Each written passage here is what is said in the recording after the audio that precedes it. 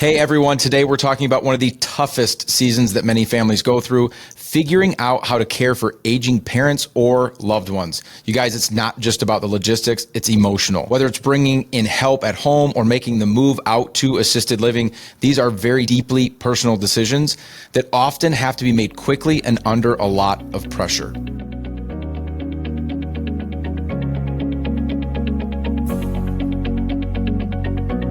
All right, joining us today is, as always, is my co-host Carly Carlson, and we have a guest with us today, Erin. Erin is the founder of HCA, a consulting and recruiting firm for financial professionals. Beyond her impressive career, I can say that because I've known Erin for a long time. She brings a lot of personal insight. She's walked this caregiving journey herself, navigating her memory care for her parents and end-of-life planning for them as well. And so, Erin, I mentioned I've known you for a long time. We were just talking about this offline. Met you, I think, in 2007. Which crazy enough, I think is 18 years ago, if my math serves me correctly. And reconnected last year and found out that you're working very deeply in this space. And you're gracious enough to join us today. So thank you for taking the time. Thanks for being here. Yeah, thanks for having me. Joining us from where? Tell the listeners just a little bit about yourself, where you're joining us from, maybe family information, and then how in the world you ended up becoming a consultant to financial professionals like myself. So I live in Seattle. My husband is actually, like Brad, is also an advisor. I got started in, after the tech crash in 2001. So I've been in the industry for a long time, almost 25 years. And how Brad and I got to know one another is we met at actually Ameriprise back in the day. And I was more it was a Wednesday. Back in the day. Before kids, before being married, before so many other things in life happens. And so working at Ameriprise and living out here, they thought that the girl from the Pac Northwest should cover Minnesota to Hawaii.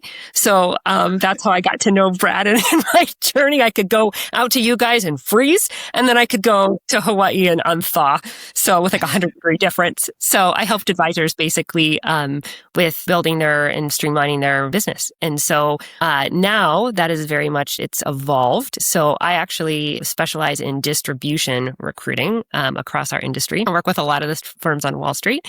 But I also my roots are helping advisors kind of figure out and build their businesses and how do you basically get out and help clients and serve as a resource. And so that's one of my loves too. So I kind of blended the two.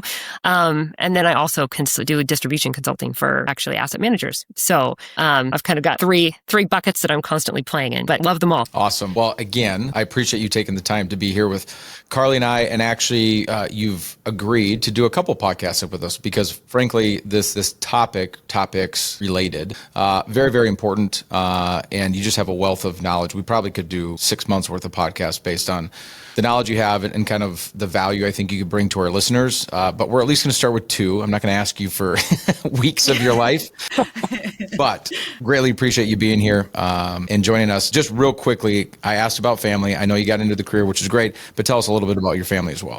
So my husband and I have 2 adopted children from the Philippines, and they are now grown. We became empty nesters. So we're kind of on a different stage of life. This just happened. So we're just kind of enjoying that. But we have, 2 adopted kids in the Philippines, and we have 2 English cream retrievers. I'm hoping they stay quiet in the background.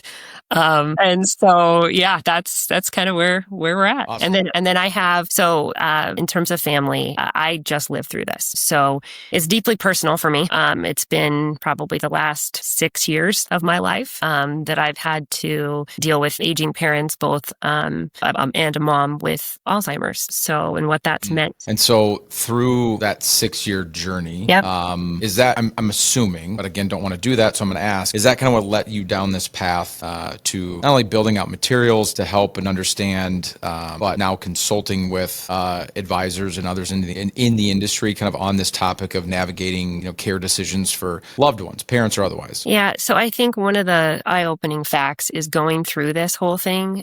There's a lot of resources, but none of them are really complete. And so going through this journey, there's really no comprehensive checklist, which caused me, and keep in mind, I'm raising my own kids, I'm running my business, and now I've got my parents' care. And that was an additional, for a number of years, that's been an additional 15 hours, 20 hours of my week in navigating all this stuff. And some weeks higher than others. But I think the challenge is, I research for a living. So basically I went in and, you pull all this stuff together and you look at all these lists and you're like, none of them are really complete. And so that was what led me to create my own lists and to create kind of my own process. And since then, I'm very open about my journey. It's been one heck of a journey. I'll say that on top of everything else. But I think people know that I've been through this. And so there's months where I get like 10, 15 people reaching out to me saying, hey, I know you just lived through this. I heard you have a list, or I heard you have some resources that may be helpful. And that's friends. The word gets out. Friends of friends, family. They watch me go through this and know that I'm pretty organized and methodical as I've gone through this, in managing the tough decisions. And my brother is an attorney. So as we kind of went through this together, I mean, we basically, navigated back and forth in terms of what needed to be done. And I'm blessed and fortunate that I have a brother that is phenomenal and a phenomenal partner for me, as we've kind of walked this journey. Yeah, it is tough. We've heard, I'm sure everybody listening has heard these stories or gone through it themselves of knowing somebody that has aging loved ones, and what does that mean at the end of life? I mean, the good news is healthcare in a lot of ways is amazing. The tough part of that is it extends in a lot of scenarios, end of life, and the complexities that come along with that. To your point, Erin, and the reason that we asked you to join is because not only did you live through it, but you documented, learned from, created resources, and now can, for all intents and purposes, at least from the resources I've seen that you've created, we'll consider you kind of a resident expert in this area of what do I need to know? What do I need to be aware of when it comes to caregiving for loved ones at the end of life? And so again, thanks for being here. And let's kind of dive into this, because I would assume that if this was a shorter podcast, as an example, there'd just be a hit list. Like, hey, what are the top 3 things or 5 things you just want to make sure everybody doesn't miss out on, or were the most surprising, or whatever it might be. But I guess I would ask you, where would you even start? Because it's just so daunting that a lot of people, because they don't know the first step or the second step, just don't do anything. I think the one thing that I wish we would have done before my mom was really gone was that to have these conversations. And they're uncomfortable conversations, right? Nobody wants to talk about this stuff, but it really is important. So I walked in with my own situation. There was a loose will that kind of had been done, but not really. There was no power of attorneys, no healthcare directives. There was literally, I didn't know like a DNR. Like I'm walking into this going, okay, we're moving fast down this kind of journey, and there was nothing in place. And I think part of that has to do with like, my dad drags his feet on all this stuff. My mom actually wanted to have these conversations and he just wouldn't do it. And it put us in a really tough spot. And so I think having these conversations openly ahead of time while your parents are still in their cognitively, like their right mind, or parents or loved ones are in their right mind is huge and is really critical. And because you're making decisions, right, for somebody else based on what you think they want. And there's a lot of things I wish I looked back and I wish I would have asked them I wish I would have pushed them sooner. And it would have been, it was uncomfortable for me to begin with, my brother and I, but I wish looking back, I would have literally sat them down and basically made them answer for my own. Because that's really what's fair, right, to your own kids as they navigate their health, like their parents' health. Hey, Erin, just for our families who are listening, could you share like what was that kind of timeline of that cognitive decline? Like how rapid was that? Like how fast? Because I imagine at one point you probably felt like we have lots of time to figure this out. And then as you said, kind of it was already too late. So I know it's not the same for everyone, but it might be helpful for people to hear. So my situation's a little different. So I grew up with a grandfather with Alzheimer's. And so I saw it firsthand. My brother is younger than I am by quite a few years and doesn't remember those years. My dad basically didn't want to face the reality that my mom was declining. And so I saw it way before the train, but nobody would get on board with me. I wish, too, looking back, I would have gotten my extended family involved and to had like a family intervention with family and friends if they weren't going to basically to force them to talk about this. So the cognitive decline, it's so interesting how fast it can go. So what happened for us is like during COVID, she was declining pretty fast, but then there's times when like certain months where, it's the decline is so fast. You're just caught completely off guard. One moment, right, they know your name. The next moment they don't. Sometimes they remember details. It's different for everybody, but you're probably I noticed it unfortunately 10 years ago. But really I would say she just passed in May of this year. I would say probably 4 or 5 5 years ago is when we really started to see it increase, and not being able to make what basically the right is cognitively, she was pretty gone. And so we probably had like a five years just straight downhill. So when you're talking about having the conversation ahead of time, right? Because obviously you have to, because once the cognitive decline is there, you can't put legal documents in place. And so blocking and tackling there, that conversation, like what does that look like? And we can't get into all the details in a podcast, obviously, but even like at the 10,000 foot view, what are some things that need to be talked about in that conversation, to be considered, documents that are needed at the end of these conversations, that kind of deal? So first of all, understanding like what is currently in place and being able to see that. And it doesn't, in understanding from a financial perspective, like how they plan on funding care. So in our case, it was private funding, but it was an expense that I think I wish we had talked about in terms of, God bless my dad, but he is, when he got the final number of like how much some of these things cost, he had something to say about it. So I wish we would have sat down and really talked about what was in place and where the gaps were. So we were scrambling at the last moment for DNRs, powers of attorney. What about like funeral arrangements? And that's a whole thing unto itself. Here I am like, okay, I got to figure out like, okay, my dad didn't want anyone to come in and help. That was really fun. And so the other thing is, so back to your question about what is the plan and what happens if one person declines, and what's like from a funding perspective, and working with you guys and your team, right, on how, like, what does this look like? And I was fortunate that I was in a situation where I own a business. I can kind of work my own schedule. But there were times when, I'm grateful for that, but there were times where, if I would have actually been in a normal situation and having to go to work, it would have been a bit challenging. So I guess one of the things is having people understand that it affects all those involved. And so having the conversation around what's in place, the DNRs, the powers of attorneys, the wills, the funding aspect, and reading people into it. We were scrambling, like absolutely scrambling. And given like one of my things looking back, like I'd mentioned, is I wish I would have forced that sooner. I saw it. I wish I would have forced it and got everybody in a room. So it's tough though, because it's uncomfortable. Your point. It's uncomfortable. There's a reason we don't, because it's not a fun conversation.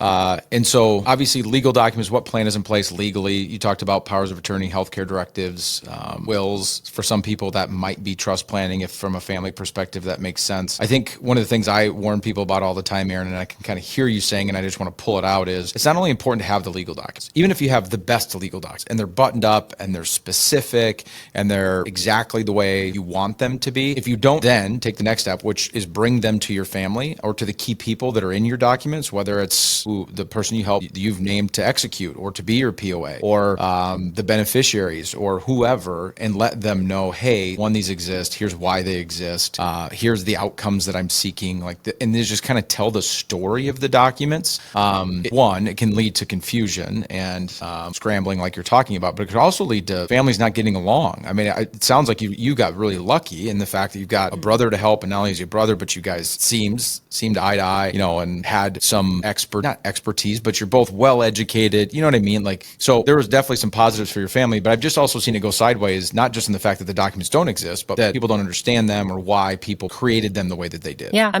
I'm really fortunate that my brother and I, like to your point, see eye to eye, but the majority of my friends, watching them go through this with their siblings, it is not, it's a different dynamic. Yeah. So I got lucky on that. And I think the other thing is that, my dad is a very successful, bright individual, but, he was an electrical engineer, and again, God bless him, but he's got some gaps. So, properties got left out. The business got left out. So everything would have gone through probate. And we're scrambling going, wait a second, this would have taken us years to get out of probate here. This is not my area of expertise, but I've had to basically learn it. What needs to go in, write a will, and what needs to come out the other end, and what happens to homes and valuables and businesses and all this stuff that needs to be encapsulated. And I know people, your team, helping them understand that, and what do people need to think about, and what needs to go in there, and really being that expert. Yeah,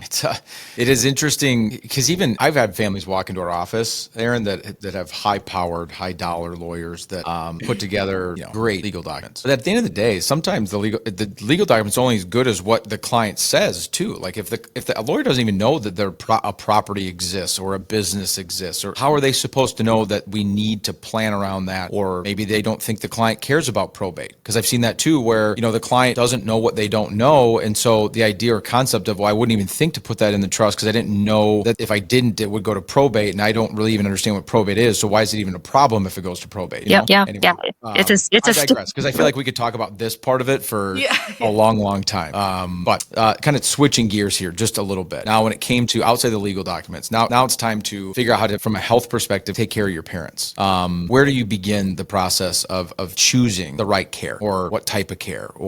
So I think one of the eye-opening things is a lot of these. So in my specific situation, so I'm watching my mom decline. My dad is her caregiver. And as you probably all know, like when you have one parent that is cognitively okay taking care of another, their health declines too. And so getting somebody in there to help them and just give them a reprieve so that they can go socialize or just get a breath is huge. So, and it could be 5-10 hours a week. It could be 20. I mean, you can kind of ramp up and down as needed. We found out, in interviewing like for specifically home care agencies, what was fascinating is these are franchisees, all of them, and they're businesses. Some are run better than others. I was a little bit disturbed to find that like some of them, when calling in, they've had, similar to what's going on in the country, like they've had staffing shortages, and they have people, they're having retention issues, they're having staffing shortages. And what was interesting is some of them were taking on new clients, and having the discussion, but they weren't able to fulfill their current obligations. And so really seeking to understand, like, how many clients do they currently have, and how, like, are they able to fulfill the obligations of their current clients? And if they're not, then, what, it's probably a good chance to maybe walk away. But ask the question to seek and really understand that component of it. The second is one of the really difficult things is along with the retention of these places, you have people coming and going. So if you're unfortunately understanding, can your parents have, or loved ones, continuity of care? So instead of having some random person walk in the door, like different every single time. And as you can imagine, like, especially if your loved one has memory issues, or that it's just constant, like the churning of people is tough. And so that's difficult. So understanding, what about, can I have the same person ongoing? Because otherwise, the other issue is you're training them. You're training a new person every time they come to your home. And some of them, so on top of that, it's such a personal relationship. What happens if you don't click with that person? Understanding so like, let's say if they match you with someone that just is not the right fit. What's their process? And how quickly can they, give you somebody else? And do they have the staff to do that? So that's another thing. There's another piece of this where a care plan for a loved one changes. So generally what happens in working with a home care agency is you basically set up a plan, and that plan should be changed, or basically you set it up and there's a checkpoint at 30 days, and generally there's a checkpoint at another like 60 or 90 continually as the care changes for your loved ones. So that's another critical component. How do they train their people, and are the people equipped to, what does that process look like? What are they able to do? So and there's another thing that came, we really had to do some digging. A lot of these places are on a point system. What do those points equate to? So like, point system. Yeah. So they'll give you a base rate and they'll say it's $40 an hour. But is it really $40 an hour? What's included in that 40? And where does this care start to go up? Because if there's ADLs, which are basically, activities of daily living, like bathing, medicine, feeding, any of those, that's an extra cost. So understanding their grid about and getting that in writing about what that looks like, because some of them are, let's say, relatively squishy and not like they're not real forthcoming about, no, here's how this works. And so you kind of have to be on your game in terms of what questions to ask. Yeah, I keep thinking of stories as you're talking, because I've been in the business long enough, worked with enough and served enough families. This is end of life care is the rule. The exception is that none of this is needed, from home health care to extended hospital stay to long-term care facilities or assisted living or whatever it may be. That's the norm. And so there's just so many stories. Just a couple that popped in my head that I think are helpful for the listeners. I had a family member actually essentially same what you're just talking about, cost. Like had to go to an assisted living facility. Base rate was $150 a day, but that was based on essentially a point system. I don't think they called them points, but it had like that kind of deal. And then all of a sudden they started getting the bill and it was $250 a day. And of course they're calling like, hey, what in the world is going on here? Like, well, we moved him to level 2 because of X, Y, and Z. Now they ended up arguing and he shouldn't have been level 2. Anyway, they fixed it. But understanding cost of care and not taking them at their word, not taking base rates as the assumption, because I've seen the same thing. And then I had another client who took care of her husband who had cognitive decline for years. Unfortunately, he passed away earlier this year as well, but she had been caring for him for probably 6 or 7 years. And that was one of her largest costs. She kept him at home until probably the last year, was what you were talking about, giving her a break and paying to give her a break to go to the grocery store or to, to your point, socialize. And it was interesting to me, the emotional burden of that for her, because she felt bad leaving him because he was so comfortable with her. Because that was the other thing that's been interesting to me, seeing memory, people that have cognitive decline, is they get really attached to certain people. And so then you've got this wife, she's the sweetest lady. Like, I don't even want to leave, because if I leave, then, he's going to be uncomfortable because he doesn't know this person. And to your point, they were getting turnover. So different people were showing up, and they finally found a place where they could get the same person every time. And then he ended up, becoming more comfortable. It was less of an emotional burden on her to have to leave and stuff like that. So you just don't know these things until you experience it yourself. The best thing you can do is find people that have been through it and ask all the questions, which is what we're doing now. So I kind of cut you off on the financial aspect of those. Or anything else to unpack there that would be worthwhile for our listeners? I think what you're saying in terms of, so imagine, I guess the hard thing is like put yourself in their shoes. Like you have like somebody who's cognitively declining and they're needing help with dressing or going to the restroom. Like, imagine how scary that is for a new person to continually come in. It's just, it's kind of weird for all of us, but like, especially like, So, I would say the other thing is, get it in writing. So get all this stuff in writing so that you can see it. And it's pretty, like they send part of it, but it's not, not complete. So make sure you get the point system actually in writing and understand it. I can see how it would be really easy to underestimate what this cost is going to be. Yeah, it's expensive. It's absolutely expensive. I think the other thing so to your point about like memory care patients become attached and getting in home care, that becomes like, they're like, well, they're comfortable with me and they have a hard time letting go. But the challenge is if you don't push your loved one to do that, there is cognitive decline on them. The other thing is, I had to actually work too. My dad doesn't like people in his house. He doesn't like it. So, I get out of my house, right? He doesn't want somebody walking around. He doesn't want a stranger and he just doesn't like it. So I actually had to go create a schedule and a list of what that person would do during their time there and be proactive about it. And so it was less awkward for the individual in the home. And then my dad too, like, you need to let go. And here's the list for the person. If they're going to be here for 4 hours, this is what they're going to do. And so that's probably the other thing, is kind of being proactive with guiding that person, because sometimes your loved one just doesn't want to do it. And so there's a lot of things about caring for somebody else that certain people just aren't comfortable with. I'm very lucky. I think I'm married to a nurse, and so I just would assume that there's a lot of things she knows how to do and feels more comfortable doing than I would if the situation was reversed and I was the one that had to care for her. But being the financial guy, reverse those roles. Like because I'm in this industry, the home finances kind of fall on me too. And trust me, I'm not like some male chauvinistic dude that's like, I'm controlling. That was not it. In fact, I don't really want to do it at home because I want to go home and work again. But my wife doesn't like it either. So by default, I get it. But I can see that being the issue if it was reversed for us, where it's like, if she could care for me physically, but then if I haven't filled her in on all the financials of what's going on in our home, she's going to run into an issue trying to figure all that out on her own. Even understanding where everything lies and how to get into the accounts and just all that kind of stuff. And again, it's not because I don't call my office and be like, it's not because I'm blocking her out of this stuff. She just doesn't want to be active participant. But you see roles and responsibilities in homes. And when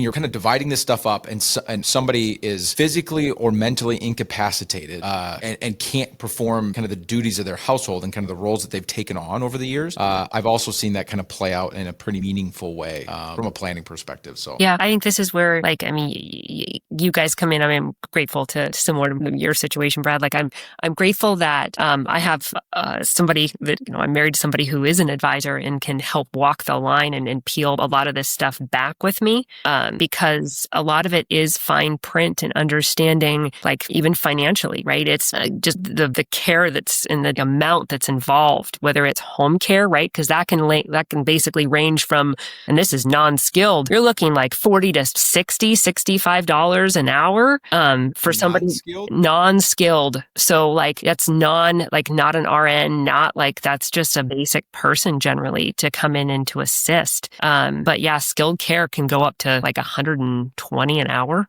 depending on what you need. So depends on what part of the country you're in, but it's expensive. Yeah, and we're just talking about skilled care at your house. Then there's these other levels of, we talked about going into care, full-time care. Any advice when it comes to planning financially for care at the end of life based on your experience? Yeah, there's really understanding the situation of, right, because there's like, for instance, like if you're a veteran, you get that paid for, right?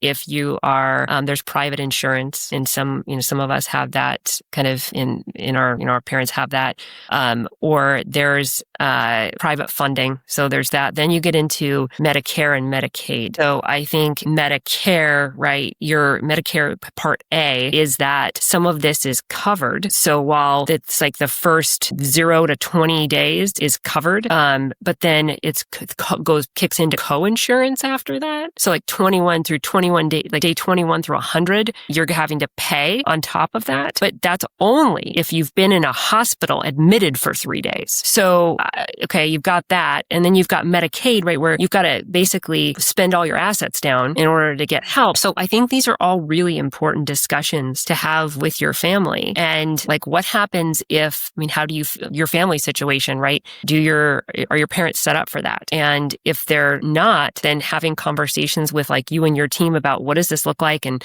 are the kids ready to pitch in, or how does this play out? Because that does happen, right?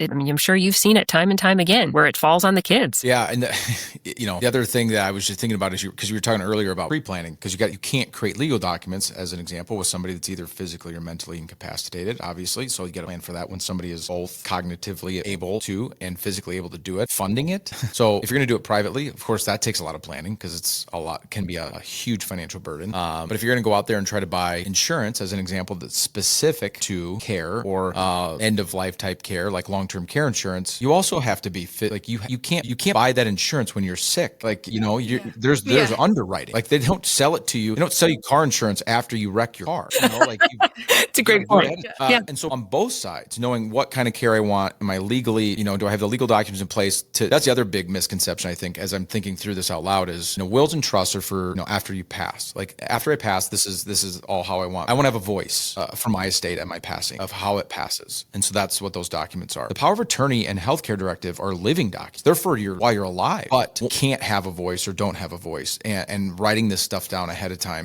so that your family doesn't have to make these decisions for you, which can be one of the toughest things you have to do, is decide what type of care mom deserves or doesn't deserve or would want to pay for, doesn't want to pay for. How would you ever know your dad doesn't want people in his house if you didn't have, you have that conversation? And so those two documents, because I feel like they're just overlooked because everybody knows the words will and trust. They may not know exactly what they are or how they work, but they've at least heard of them. I just feel like I meet so many people that don't even know what a healthcare directive is or a power of attorney as an example. And then in some cases, this probably would have been mine. My mom probably would have assigned me as the first power of attorney over my dad. I think there's, right, some parents, you want to make sure that they honor the person's wishes. So, and sometimes they may feel more comfortable with the child playing that out than the spouse. Just differences of opinion. And it's hard, right? You have a loved one, letting your spouse go and making decisions is tough. I went around my dad's back in a number of different ways because I didn't choice. I didn't. And we needed to get ahead of things. So from a funeral perspective, he's like, no, we're not going to do that. It's your problem after we pass. And I'm like, wow, okay. So So yeah, that's not going to work for me. And so I'm glad we got ahead of it. And I basically went around his back. My brother and I got on the same page. We're like, you want to do this? All right. So, and I'm grateful we did because, this is going to be kind of a tangent, but if you don't get ahead of some of this stuff, these people, like, for instance, funeral homes are owned by a place called, a lot of them across the country. It doesn't matter where you are. They're owned by a massive corporation. In this case, like Dignity Memorial owns these places and they don't have packages. So tell me what package, and they don't do it on purpose because they're trying to basically screw you every step of the way. Like, yeah, I mean, it's with all sorts of stuff that you probably don't want. I don't want a blanket or a mug or a tent God knows, like just no. And I don't need an urn or, casket that costs 5 times as much, but there's no, everywhere else, I feel like you go and you choose a package. Or a selection. This is what I want. No, like they literally, there's nothing where you're like, okay, here's a document, circle everything you want. It's like, you've got to actually put it together. And that took hours to comb through and to figure out. And it's still, even when you pre-plan, you get like a 10 or 15% discount, but that's still expensive. Yeah. Well, and if you wait, you're making emotional decisions, not logical, and they know that, which is why they do what. Yeah. I didn't know that until, I can't remember where I learned that. Maybe it was from you when we started talking about this stuff last year, that the majority of funeral homes are owned by, I think, 2 different, is that right? 2 different corporations? That's right. Yeah. For profit. They're very It's sad. Yeah. It is really, really sad because if you're emotionally making these decisions and you're a mess, I'm grateful that we did it ahead of time and we could actually think clearly and read the fine print on some of this stuff. So, and I'm grateful my brother was an attorney too. So I'm like, hey, can you look at this? Because this doesn't seem right to me. And they make errors too, right? I sent the document back 3 times, you guys. Like, it was, I'm like, yeah, this isn't what I signed up for. They're like, oh, sorry. What do you, that extra $5,000 you shoved in there? Like, I get this. Yeah. So, oh, thanks. Yeah. Well, not everybody's, as we wrap this, not everybody's lucky enough. Number one, I know you're not a financial advisor like your husband is necessarily, but you've been in this industry in a lot of facets and are very, very knowledgeable and intelligent. And then you have a husband that is a financial advisor. You got a brother that's a lawyer. Not everybody's lucky enough to have those resources in their own family. But the good news for our listeners is this. You, Erin, not only are you a researcher, but you talked early on about documenting this stuff. You were nice enough when we reconnected last year to share a lot of this information with us at Fiat. And it is very thorough. And I say that as a compliment. Like it is, when you started sending this stuff over, I was like, wow, this is like a white paper on how to end life well and all the things that you need to think about. And then you sent me the next email that said, yeah, that's not even close to all of it. Like that's, this is just the beginning. So bottom line is we have wonderful resources for the families that are listening, for the families that we serve, thanks solely to the experience that you went through, and not only the care you took of your parents, but the care you took to basically be able to tell the rest of the world about that. And so we greatly appreciate that. And so if that's something that would interest you as a listener to kind of see some of this documentation and research that Erin put together, we're happy to send it out. And Erin, thanks for joining us today. We are going to have you back on the next episode as well to kind of continue this conversation because there's just so much that we could talk about. But for today, we'll end it there. Thank you so much for sharing your personal story. That's how we learn. I think there's one more thing just to end. So I think it's important to know, like you would think when you go to an estate attorney that they would have a comprehensive list. It took me 20 different lists, 20 to actually cobble together some of these resources. Why aren't they complete? I have no idea. But my hope is that these make it easier for you so you're not having to do the same thing. And I got lucky that, again, I have a husband who's so I contacted 15, 20 estate planning attorneys and I'm pulling all this stuff together. I'm like, why isn't it complete? Like, why don't shouldn't this be easy? So yeah, anyway, I hope that's helpful. It is. And that now, word to the wise too, just because you have an estate plan doesn't mean it's a comprehensive plan. Just because an attorney put a document together doesn't mean it's the end all be all either. I run into that all the time too. You read these documents and you're like, this is, when it's not specific enough, it's missing assets, it's missing, conversations that need to be had. So long story short, we have lists and they're very comprehensive. And again, I mean that as a compliment. So thanks for joining us for this episode of Retirement Redefined. We will be back in a couple of weeks with Erin again, continuing down this path of kind of end of life care. And we're going to pivot just a little bit around when care needs to change, how to plan with confidence, and kind of continue that conversation. So thanks again, Erin, for being here. Carly, as always, and we'll see all of you in a couple of weeks. Thank you for listening. Don't forget to click the subscribe button to be notified when new episodes become available. The information covered and posted represents the views and opinions of the guests and does not necessarily represent the views and opinions of Fiat Wealth Management. content has been made available for informational and educational purposes only. The content is not intended to be a substitute for professional investing advice. Always seek the advice of your financial advisor or other qualified financial service provider with any questions you may have regarding your investment planning.